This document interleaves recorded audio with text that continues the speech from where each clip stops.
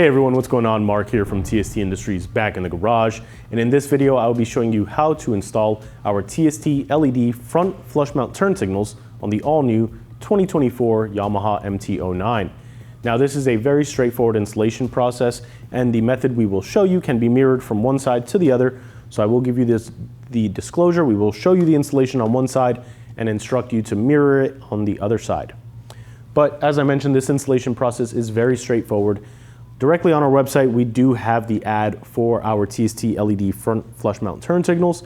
These are a pretty generic design we've offered for over a decade now. These signals are available in a clear or smoked lens. But by themselves, if you just purchase these signals, you will notice they have bullet connectors on them. They are not plug and play.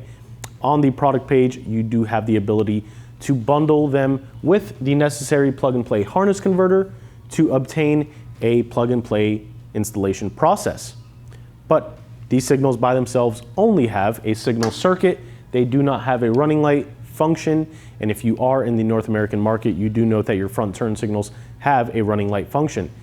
If you wish to retain that function using our front flush mount turn signals, you can also bundle in our TST running mate, which will introduce the running light circuit onto this motorcycle for these flush mounts. Again, this is specific to the North American market. If you are outside of North America, there's a very good chance your bike does not have a running light function by default, so please keep that in mind when you are shopping. We try and do these videos and give you all the information to make you a more conscious and more aware shopper, so I hope it's doing the trick. But the installation process is very straightforward. We will show you the mounting method, and then when it comes down to the wiring, we will show the use of both of these products, so that way you can make the decision for yourself whether or not you want the running light function. So without further ado, let's go ahead and jump right in and begin the installation. Now to begin this installation process, we do need to gain access behind this signal shroud. You can do so by grabbing a size 4 hex bit, hex key, Allen key, T-handle, whichever tool you have at your disposal, and remove the upper bolt and the lower bolt located in these locations.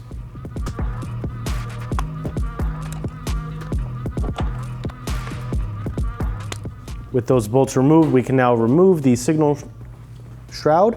We will do so by starting at the bottom and prying outward, and then moving up, releasing it. These locking tabs located on the interface interlock with these retaining clips and secure it in place. So you just need to free those and then you have full access. Now we can see the wiring behind this. We will be focusing on this connector here with the blue tape on the wire, and it has 3 wires going into each connector. We will grab a small pair of clips and carefully cut the zip wire that is holding the wire in place. And now we will go ahead and release this connector. Now you can simply do this by pressing on the tab and removing it, but if you find it a little challenging, you can use a small tool like a small flathead or a pick and gently pry upward on this tab, not too far, and then gently pulling it, and it does the same trick. Now with this wire disconnected, we can actually begin removing the signal. We will do so by routing the other 2 wires out of this channel here, and then the 3rd wire, which will be the signal wire. Now to remove this turn signal, what I have found easiest is to actually push the signal in towards the bike and then releasing the locking tab. I will show you that process and then actually show you what is happening when we release the tab. So let's go ahead and do that. You're going to gently push inward. And now that it is unlocked, we can actually feed it backwards and carefully route the wire through the shroud. Now what we're doing is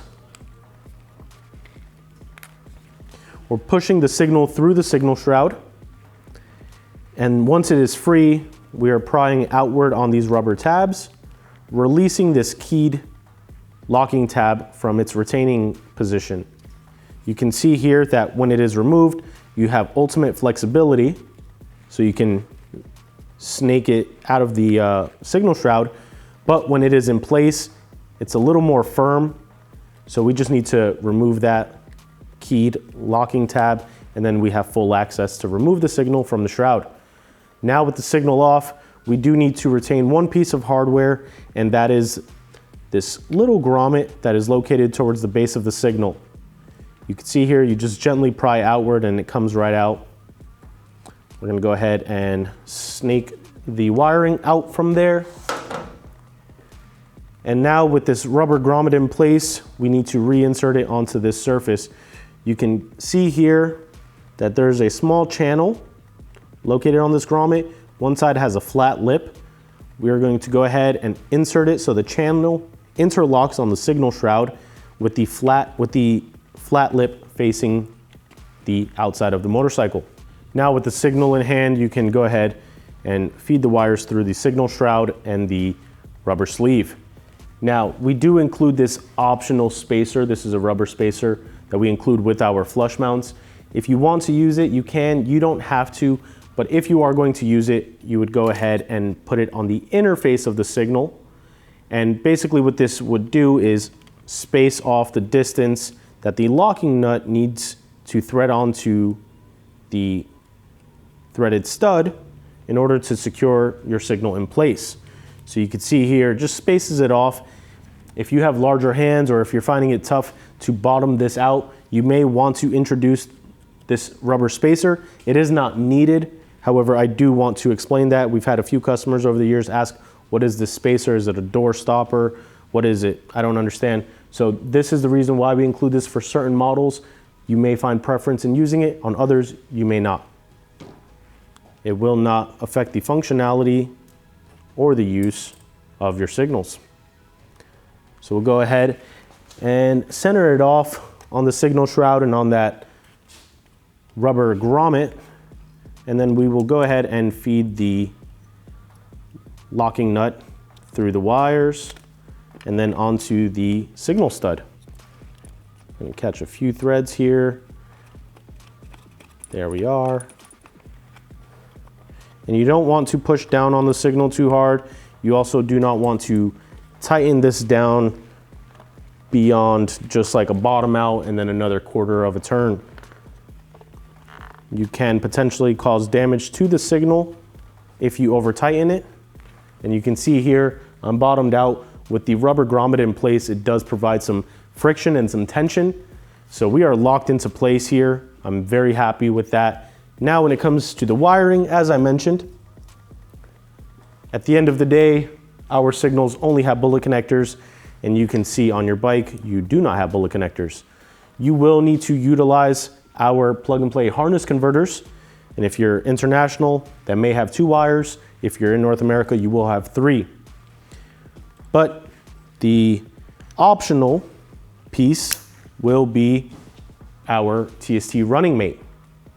So if you are just using the signal function and you would go red to black and yellow to brown, and you will leave the blue wire disconnected as that is the running light wire. And we can test this connection to show proper signal functionality. And there you go. However, if you do want to introduce that running light function on our signals with the use of our TST running mate, you would follow the connection from the signals to the running mate in the matching color connection. So black to black and yellow to yellow. And it's very important during this testing phase, and I will explain this when we actually finalize the connection, but before you do any testing or you ever power on your bike, make sure you isolate these connectors with the rubber insulating sleeves that we have pre-installed. If 2 connectors come into contact with each other, you can potentially cause a short. And then from the running mate to the bike side harness or our harness converter, you would also go color correspondence, and that will result in a flush mount that functions with a running light at 80% brightness and then 100% brightness for the turn signal function. And when you turn your turn signals off, you go back to a always on running light. So this choice will be completely yours. In this situation, we already have this wired, so I'm actually going to leave this connection method as is. So you can see here, we just simply went blue to blue, brown to brown, and red to red. We're going to isolate these connections with the rubber sleeves. And in addition to that, we will also apply some electrical tape to provide some additional security. And the best way I found of doing electrical tape is going at an angle onto your connector, like so. And you will wrap one connector to isolate it, and then you can actually use the excess electrical tape you have and bundle them together, providing you security and a clean look. Some people will say, oh, electrical tape looks cheap. Well, this is from the factory. So, it's the best option. It's been proven for decades. We will repeat those steps on this bundle of 3 connectors we have, and if we need some additional electrical tape, we can go ahead and just cut some off. We're going to follow those steps, isolate one connector, tape it to the second one. In this case, I will need a little more just to secure it to the third connector we have.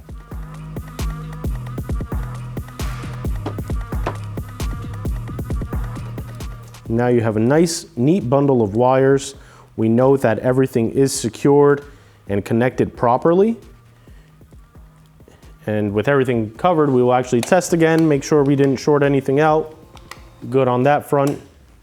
So now we can go ahead and route the wires back into their original location and use a small zip tie if you have one available. If you do not, you can always use one of the twist ties that we do include with our turn signals to secure the wire in this retaining feature here.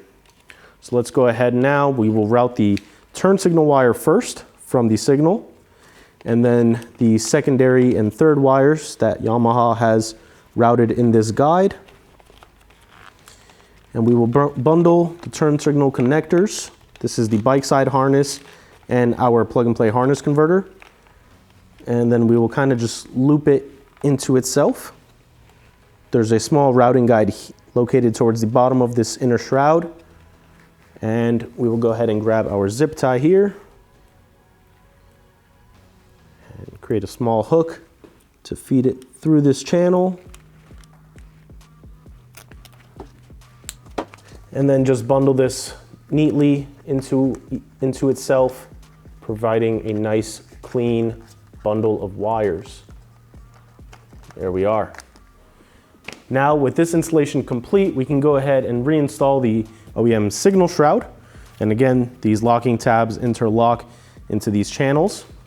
I like to start at the top by inserting this tab into this groove. It does have the locking fastener here for the upper bolt. So we'll insert it into there and then gently slide downward. Make sure you're hearing those snaps. That means that the locking tabs are engaged. And then we can go ahead and grab the bolts and tighten it down.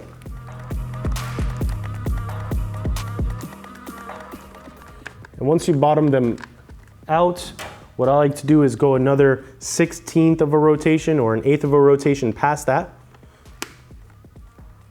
just to provide some added security.